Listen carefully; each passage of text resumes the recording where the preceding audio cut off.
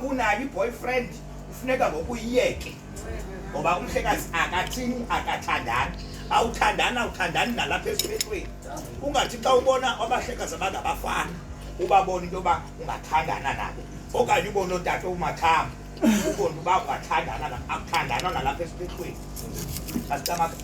Umhlekazi akazihambi izisusa zokuhlala. Intoni isusa mhlekazi?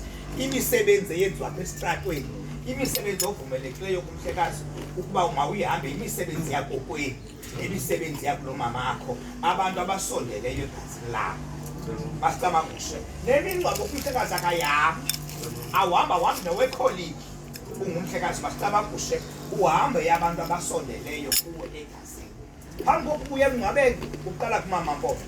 Mama uswelekile utata, ngicela uqonda nalo nilungelo loyokunyathela lapha. Masicama kuhle kodwa ubuyile wayonyathela phaa kulaa ndawo kubhujwe kuyo ungunomvuma kufa ufuneka uhlambe izila ngebhokhwe.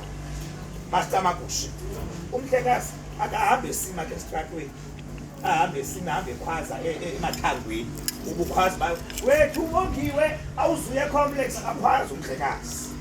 Masicama kuhle izama ukuthi ke mntasekhaya yonke eminye imithetho uzayibamba ezixesha liya uthi umakazi ziyahanjwa inhloko athi umama xa ethetha uhanje lo hambayo oba wena uhleli phakathi apha awuze i-stand cap ezintombeni nathi xa usithi ndiyasebenza eTranskei bowuphuma igqirha lakho nabantu abathathu.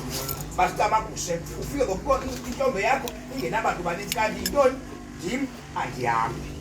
Ulithanda igqirha lakho umthanda umama Mpofu umkhonze mama Mpofu ungajiki usungajikwa